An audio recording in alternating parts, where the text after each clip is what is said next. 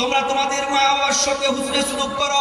তোমার মা তোমাকে গর্ভে ধারণ করেছে, কষ্টের পর কষ্ট সহ্য করে তোমাকে গর্ভে ধারণ করেছে এবং কষ্টের পর কষ্ট সহ্য করে তোমাকে প্রসব করেছে। জোরে বলুন সুবহানাল্লাহ। হামালাতুহু উম্মুহু ওয়াহানান, তারপর বলা যে ওয়াহানান আলা ওয়াহানিন। এইভাবে শব্দগুলো আরো কয়েক জায়গায় এসেছে যে কষ্টের পর কষ্ট, যন্ত্রণার পর যন্ত্রণা সহ্য করে মা তোমাকে গর্ভে ধারণ করেছে এবং প্রসব করেছে। দেখুন ভাই, গর্ভে ধারণ করা আর প্রসব করা কত যে যন্ত্রণা, কত যে ব্যথা, এটা কিন্তু আজকালকার মা বোনরা টের পায় না। টের পায়? দেখুন, আগেকার মায়েরা সন্তান জন্ম দেওয়ার সময় একটা মাধ্যম ছিল। কি মাধ্যম?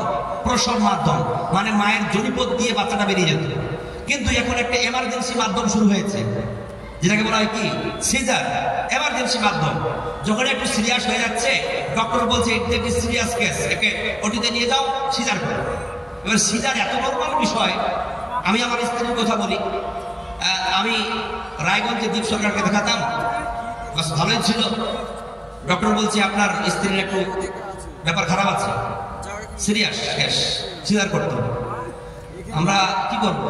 ডাক্তার বললে করতেই হবে, কিছু করার নাই, ভয় দেখাচ্ছে। চলে গেলাম সিজারে। আমার স্ত্রী শুয়ে আছে, সামনে একটা পর্দা। হঠাৎ করে বাচ্চাটা বের করে বলছে যে তোমার বাচ্চা। আমার স্ত্রী বলতে আমি বুঝতেই পারলাম না বাচ্চাটা কি করে বের করবে। খালি বলছে যে একটা ইনস্টল করেছিল, শুয়ে পড়েছিল, তোর একটা চিন চিন চিন চিন করে ব্যথা হয়েছিল, পেটটা যে কেটেছে, মাথাটা বের করেছে, সেলাই করেছে, সে বুঝতেই পারে না। মানে অনুভব ফিল হয়নি, বুঝতে পারি নাই বলতে আমি কি বলতে চেয়েছি, বুঝতে পারি নাই বলতে মানে সে যে একটা ব্যথা অনুভব করবে যে আমার কিছু হচ্ছে, এমন মনে হচ্ছে যে আমি ইজিলি বসে আছি, আমার কোনো কষ্টই হয় না।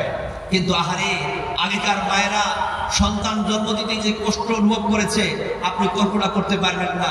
কিছু কিছু মা সন্তান জন্ম দিতে গিয়ে, সন্তানকে পৃথিবীর রূপ দেখাতে গিয়ে সে নিজের জীবন পর্যন্ত দিয়ে দিয়েছে। কোনো কোনো মা যখন সন্তান জন্ম দিতে যেত, তখন তার স্বামীর কাছে গিয়ে বলতো, স্বামী গো তুমি আমারে মাফ করে দিও, এখন আমি সন্তান প্রসব করবো, জানি না বাঁচবো কি বাঁচবো। এত কষ্ট করে, এত যন্ত্রণা করে, এত রিস্ক নিয়ে মা সন্তানকে এই পৃথিবীর রূপ দিয়েছে, পৃথিবীতে আলো করতে দিয়েছে। অথচ আমরা সন্তানরা মায়ের কদর বুঝি না, মাকে সম্মান করতে জানলাম না, মাকে ভালোবাসতে জানলাম না। আমার মুসলমান ভাইরা, একটা মেয়ের কথা বলবো। একটা মেয়ে 11 বছর পর বাচ্চা নেওয়ার রিস্ক নিয়েছে। ডাক্তার বলেছে যে দুজনের মধ্যে একজনকে বাঁচানো সম্ভব হবে, দুজনকে বাঁচানো সম্ভব নয়। যখন অপারেশন হয়ে গেল, অপারেশন হওয়ার পরে তখন ডক্টর বলছে যে দুজনের মধ্যে থেকে একজনকে বাঁচানো যাবে। তখন ডক্টর মনে মনে ভাবে যে এটা আমি তার মাকেই বলবো। মাকে ডেকে বলছে, এবার পেশেন্টকে ডেকে বলছে, দেখো আমরা দুজনকে বাঁচাতে পারবো না, হয় তোমাকে বাঁচাতে পারবো, না হয় তোমার সন্তানকে বাঁচাতে পারবো।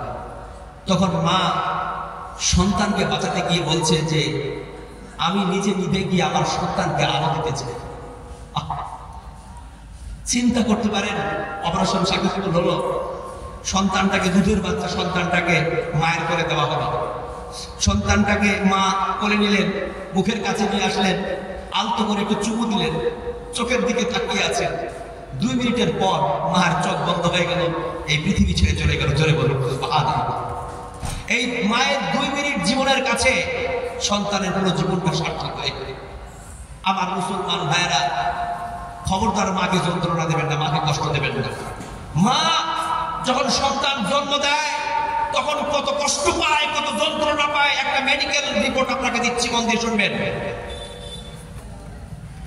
একজন মানুষ সর্বাধিক ব্যথা যন্ত্রণা সহ্য করতে পারে কতটা? বলুন বলুন বলুন বলুন 45 ডেল। ব্যথা মাপার যন্ত্রটার নাম কি? ডেল। ডেল নামক যান্ত্রিক পদার্থ মেশিন দিয়ে ব্যথা মাপা হয়। একজন মানুষকে যদি আপনি গুলি করেন, তাকে তলোয়ার মারেন, খচ্চর মারেন, লাঠি দিয়ে পিটান, যখন সে 45 ডেল ব্যথা সহ্য করবে তখন লোকটা মৃত্যুবরণ করবে। কিন্তু আশ্চর্যের বিষয়, ডাক্তার বলে যখন একজন মা সন্তান প্রসব দিতে যায়, সন্তান জন্ম দিতে যায়, ওই মায়েটা 75 ডেল অর্থাৎ 75 ডেল ব্যথা সহ্য করে। ধরে বলুন সুবহানাল্লাহ। আমি তো অবাক হয়ে গেলাম, ডাক্তাররা অবাক, কি ব্যাপার 45 ডেল ব্যথা পেলে মরে যাওয়ার কথা, কিন্তু একজন মা